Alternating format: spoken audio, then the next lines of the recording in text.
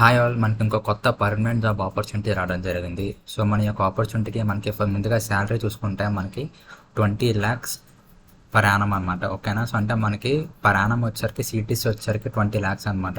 అంటే మీకు per month వచ్చేసరికి 1,60,000 ప్లస్ వరకు మీకు శాలరీ రూపంలో వస్తుంది అనమాట. ఓకేనా. సో చాలా మంచి ఆపర్చునిటీ అనమాట. ఎవరు కూడా మిస్ చేసుకోవద్దు. ఎలిజిబుల్ అని ప్రతి ఒక్కరు కూడా అప్లై చేయడానికి ట్రై చేయండి.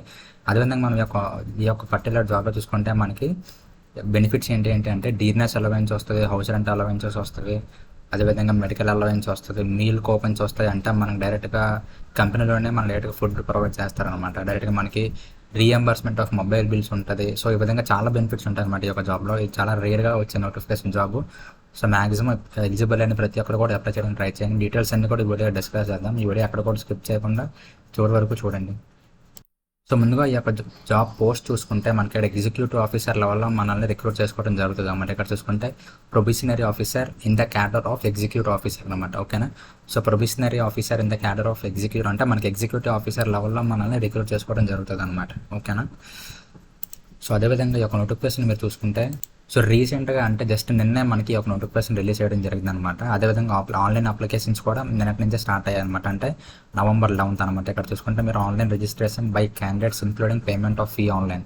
ఇక్కడ చూసుకుంటే మనకి 11th నిన్నే మనకి స్టార్ట్ అయింది. అండ్ అదేవిధంగా ఎండ్ డేట్ వచ్చేసరికి క్లోజింగ్ డేట్ వచ్చేసరికి మనకి నెక్స్ట్ మంత్ 2nd అనమాట. అంటే December 2nd వరకు మనం అప్లై చేసుకోవచ్చు అనమాట ఈ యొక్క పర్టికులర్ జాబ్కి. సో ఇంక ఇప్పుడే ఓపెన్ అయింది కాబట్టి మ్యాక్సిమం అప్లై చేయడానికి ట్రై చేయండి. ఎందుకంటే తర్వాత మళ్ళీ ఈ యొక్క పోర్టల్ అనేది హ్యాంగ్ అయిపోవడం జరుగుతుంది అనమాట. మళ్ళీ మీరు అప్లై చేయడం కావదు. ఓకేనా. అండ్ అదేవిధంగా మీకు ఆన్లైన్ ఎగ్జామినేషన్ కూడా చూసుకుంటే నెక్స్ట్ ఇయర్ 2026 January 11th మీకు ఆన్లైన్ ఎగ్జామినేషన్ ఉంటుంది అనమాట. ఓకేనా. అండ్ అదేవిధంగా మీకు ఆ ఆన్లైన్ ఎగ్జామినేషన్ రిజల్ట్ అనేది కూడా మీకు అదే మంత్ 31st మీకు రిజల్ట్ వచ్చేయడం జరుగుతుంది అనమాట. ఓకేనా. అంటే మనకి January 31st రిజల్ట్ వచ్చేస్తుంది. అండ్ మనకి ఇంటర్వ్యూ వచ్చేసరికి February or March ఉంటుంది అనమాట నెక్స్ట్ ఇయర్. ఓకేనా. సో ఇది ఎవరు కూడా మిస్ చేసుకోవద్దు. చాలా మంచి ఆపర్చునిటీ. అండ్ అదేవిధంగా ఈ యొక్క పోస్ట్కి మనకి ఇక్కడ ఎగ్జిక్యూటివ్ ఆఫీసర్ అనే లెవెల్ పోస్ట్ చూసుకుంటే మనకి టోటల్ 30 వేకెన్సీస్ ఉన్నాయన్నమాట. ఓకేనా. సో ఇది ఇండియాలో ఉన్న ఎవరైనా సరే అప్లై చేసుకోవచ్చు అనమాట. ఏ స్టేట్ ఏ సిటీ వాళ్ళైనా సరే అప్లై చేసుకోవచ్చు అనమాట. ఓకేనా. సో ఇక్కడ జస్ట్ బేసిక్ రిక్వైర్మెంట్ చూసుకుంటే మనం సిటిజన్ ఆఫ్ ఇండియా అయి ఉండాలి. అండ్ అదేవిధంగా మనం ఏజ్ లిమిట్ చూసుకుంటే ఇక్కడ మినిమం వచ్చేసరికి 21 years ఉండాలి. అండ్ అదేవిధంగా మ్యాక్సిమం వచ్చేసరికి 30 years అనమాట.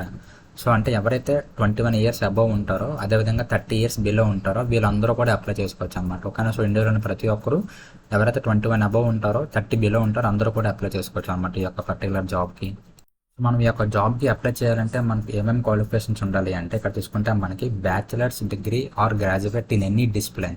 సో మనకి బ్యాచిలర్స్ డిగ్రీ కానీ లేకపోతే గ్రాడ్యుయేట్ కానీ ఉంటే సరిపోతుంది అనమాట. ఓకేనా. మీరు ఏ గ్రూప్లో కంప్లీట్ చేసినా పర్వాలేదు అనమాట. సో ఇది బేసిక్ మనకి ఎడ్యుకేషన్ క్వాలిఫికేషన్ రిక్వైర్మెంట్ వచ్చేసరికి. సో ఇప్పుడు అసలు రిక్రూట్మెంట్ ప్రాసెస్ ఎలా ఉంటుంది అని మనం చూసుకుంటే ఫస్ట్ మీకు ఆన్లైన్ ఎగ్జామినేషన్ ఉంటుంది అనమాట. సో ఈ యొక్క ఆన్లైన్ ఎగ్జామినేషన్ అనేది మీకు 2 పేపర్స్లో జరుగుతుంది అనమాట. ఓకేనా.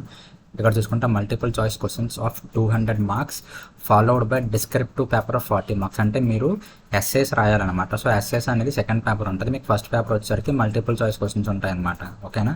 సో ఇక్కడ చూసుకుంటే మనకి ఆబ్జెక్టివ్ టెస్ట్ చూసుకుంటే ఇక్కడ name of the test reasoning ability, English language, computer knowledge, general awareness, వీటికి మీకు టైమింగ్ కూడా ఉంటుంది అనమాట. అంటే మీరు రీజనింగ్ ఎబిలిటీ అనే టెస్ట్ 40 minutesలో కంప్లీట్ చేసేయాలన్నమాట. సో రీజనింగ్ ఎబిలిటీ అనే టెస్ట్కి మనకి 50 questions ఉంటే 50 marks అనమాట. అదేవిధంగా ఇంగ్లీష్ లాంగ్వేజ్ కూడా మనకి 40 questions ఉంటే 40 marks అనమాట. మనం 30 minutesలో కంప్లీట్ చేసేయాలి. ఇక్కడ మనకి ప్రతి టెస్ట్కి టైం ఉంటుంది. సో ఆ గివెన్ టైంలో మనం కంప్లీట్ చేసేయాలన్నమాట. ఓకేనా. అండ్ అదేవిధంగా పేపర్ 2 చూసుకుంటే డిస్క్రిప్టివ్ పేపర్ అనమాట. ఇక్కడ చూసుకుంటే మనకి ఫస్ట్ ఎస్ఏ రైటింగ్ ఉంటుంది అండ్ దాని తర్వాత ప్రిసైజ్ రైటింగ్ ఉంటుంది అనమాట. ఇందులో మనకి 2 questions ఉంటాయి. అందులో మనకి ఏది కావాలంటే అది చూస్ చేసుకొని మనం ఎస్ఏ రాయొచ్చు అనమాట. ఓకేనా. సో 20 marks అనమాట. సో అక్కడ చూసుకుంటే 40 minutes for both questions together. అంటే మనం ఇచ్చిన 2 questions కూడా మనం 40 minutesలో కంప్లీట్ చేయాల్సి ఉంటుంది అనమాట. సో ఇది ఆన్లైన్ ఎగ్జామినేషన్ ఒక ప్రాసెస్ అనమాట. అండ్ ఇక్కడ చూసుకుంటే మనకి ఒక ఎంసీక్యూ మల్టిపుల్ చాయిస్ క్వశ్చన్స్ ఉన్నాయి కదా. సో ఆ మల్టిపుల్ చాయిస్ క్వశ్చన్స్కి మనకి నెగిటివ్ మార్కింగ్ కూడా ఉంటుంది అనమాట. సో మనకి నెగిటివ్ మార్కింగ్ చూసుకుంటే 0.25 marks. అంటే ఒక్క క్వశ్చన్ మనం రాంగ్ పెడితే మనకి 0.25 marks కట్ అవుతాయి అనమాట. ఓకేనా. సో నెగిటివ్ మార్కింగ్ కూడా ఉంటుంది. అదేవిధంగా ఈ యొక్క ఆన్లైన్ ఎగ్జామినేషన్స్కి మనకి సెంటర్స్ ఎక్కడెక్కడ ఉంటాయంటే మన బేసిక్గా ఆంధ్రప్రదేశ్ అండ్ తెలంగాణ చూసుకుంటే మనకి హైదరాబాద్లో ఉంటుంది. అండ్ అదేవిధంగా విశాఖపట్నం, వైజాగ్లో కూడా మనకి సెంటర్స్ ఉండడం జరుగుతుంది అనమాట. ఓకేనా.